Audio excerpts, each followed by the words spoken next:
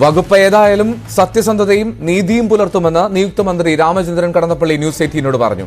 India മുന്നണിക്ക് കേരളത്തിലെ ഇടതുമുന്നണി മാതൃകയിൽ നയവും പരിപാടികളുമുള്ള സംവിധാനം വേണം. പ്രധാനമന്ത്രി ആരാകണമെന്നത് അവസാന അജണ്ട മാത്രമാണ്, അതല്ല ആദ്യം ചർച്ച ചെയ്യേണ്ടതെന്നും രാമചന്ദ്രൻ കടന്നപ്പള്ളി ന്യൂസ് 18 പറഞ്ഞു. കടന്നപ്പള്ളി രാമചന്ദ്രൻ ഒരിക്കൽ കൂടി മന്ത്രിസഭയിലേക്ക് വരുന്നു. ആദർശ രാഷ്ട്രീയത്തിന് ലഭിക്കുന്ന അംഗീകാരമാണ്.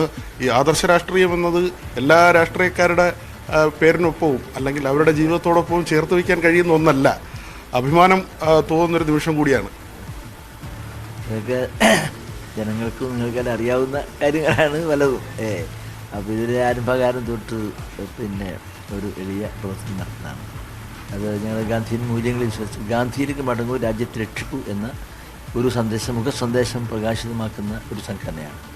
ആ സംഘടന ഓരോ പദവിന്യാസങ്ങളിലും പ്രവർത്തനങ്ങളിലും അത് പ്രതിഫലിപ്പിക്കണം, അത് പ്രകടമാക്കണം എന്നുള്ള ഒരു വിശ്വാസ്യതയും സത്യസന്ധതയുമാണ് ഈ കാലങ്ങളിലൊക്കെ തന്നെ ഉണ്ടായിട്ടുള്ളത് എന്നാണ് എനിക്ക് അതിനെക്കുറിച്ച് ഒരു ഉത്തരവാദി പറയാനുള്ളത്. ഈ വകുപ്പിൻ്റെ കാര്യത്തിൽ അന്തിമമായ തീരുമാനം ആയിട്ടില്ല, പ്രഖ്യാപിക്കേണ്ടത്. ഇപ്പോൾ നിങ്ങൾ ചോദിച്ചത് പറഞ്ഞു എന്നല്ലാതെ ബഹുമാനപ്പെട്ട മുഖ്യമന്ത്രിയാണ് ഏത് വകുപ്പാണ് എന്ന് നിശ്ചയിക്കേണ്ട പരമാധികാരി മുഖ്യമന്ത്രിയാണ്. ആ മുഖ്യമന്ത്രി പറയണം. ഇതിപ്പോൾ നിങ്ങൾ ചോദിച്ചുകൊണ്ട് അതാണ് എങ്കിൽ എന്നുള്ളതാണ്. ഇന്ന വകുപ്പ് എന്നല്ല, വകുപ്പ് ഏതായിരുന്നാലും ശരി, ബഹുമാനപ്പെട്ട മുഖ്യമന്ത്രി ഏൽപ്പിക്കുന്ന ആ വകുപ്പ് ഏത് വകുപ്പായിരുന്നാലും ആ വകുപ്പിനോട് സത്യനിഷ്ഠതയും നീതിയും വിശ്വാസ്യതയും പൂർവ്വം പുലർത്തുക, അത് പരമാവധി വിജയിപ്പിക്കാൻ വേണ്ടി ഉള്ള കഴിവ് പ്രയോജനപ്പെടുത്തുക എന്നുള്ളതിനാണ് പ്രാധാന്യം.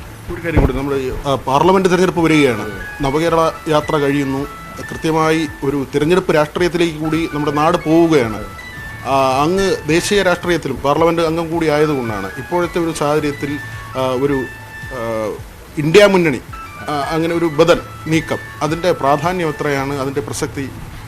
ഇന്നത്തെ ദേശീയ രാഷ്ട്രീയ സാഹചര്യത്തിൻ്റെ സങ്കീർണതയും പ്രത്യേകതയും കണക്കെടുത്തുകൊണ്ട് ഒരു ദേശീയ തലത്തിലെ മുന്നണി, ആ ദേശീയ മുന്നണി വേണമെന്ന് പറയുമ്പോൾ കോൺഗ്രസ് നേരത്തെ സ്വീകരിച്ച നിലപാടുണ്ട്. അത് കേരളത്തിലെ ഇടതുപക്ഷ ജനാധിപത്യ മുന്നണിയുടെ മാതൃകയിൽ ഒരു ദേശീയ സംവിധാനം ഉണ്ടാകുന്നതാണ്. ആ ഇടതുപക്ഷ ജനാധിപത്യ മുന്നണിക്ക് യോഗം ചേരുമ്പോൾ തന്നെ ആരാണ് മുഖ്യമന്ത്രി, ആരാണ് മറ്റേ മന്ത്രി എന്നല്ല, നയവും പരിപാടിയാണ് അവതരിപ്പിച്ചത്. ജനങ്ങൾക്ക് വേണ്ടി ഞങ്ങൾ അധികാരത്തിൽ വന്നാൽ ഇന്നിന്ന നയപരിപാടികൾ, ഇന്നിന്ന പ്രവർത്തനങ്ങൾ പ്രാവർത്തികമാക്കും. അതിനാണ് പ്രാധാന്യം കൊടുക്കുന്നത്. ആ പ്രാധാന്യം കൊടുത്ത് പ്രവർത്തിക്കുന്ന ഇന്ത്യയിലെ ഒരു മാതൃകാ മുന്നണിയാണ് കേരളത്തിലെ ഇടതുപക്ഷ ജനാധിപത്യ മുന്നണി. ഞങ്ങൾ സ്വീകരിച്ചൊരു നിലപാട് ദേശീയാടിസ്ഥാനത്തിൽ ഇടതുപക്ഷ ജനാധിപത്യ മുന്നണി മാതൃകയിൽ ആ രീതിയിൽ ഒരു രാഷ്ട്രീയ സംവിധാനം ഉണ്ടാകണം. എന്നാൽ മാത്രമേ ഇപ്പോൾ നമ്മൾ മാറ്റം സാധിക്കൂ എന്നുള്ളതാണ്. ഇപ്പോൾ ഇന്ത്യ മുന്നണി ഉണ്ടായിട്ടുണ്ട്.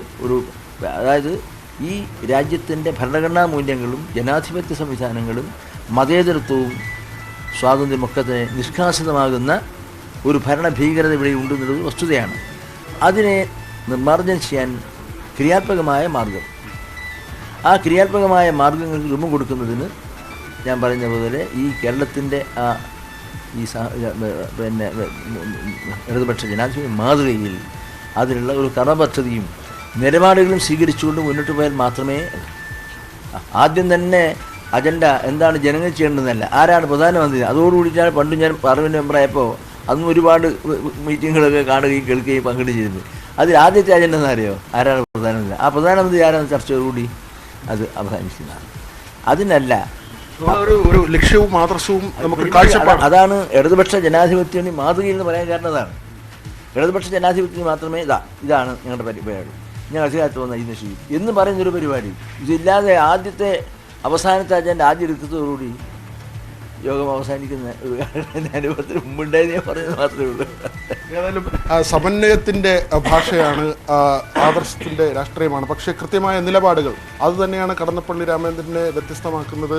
അദ്ദേഹം കൃത്യമായ രാഷ്ട്രീയ നിലപാട് പറയുന്നു, ദേശീയ രാഷ്ട്രീയത്തെക്കുറിച്ച് അദ്ദേഹത്തിൻ്റെ കൃത്യമായ വീക്ഷണം പറയുന്നു. ഏതായിരുന്നാലും ഒരിക്കൽ കൂടി മന്ത്രിയായി പദവിയിലെത്തുമ്പോൾ എല്ലാ ആശംസകളും.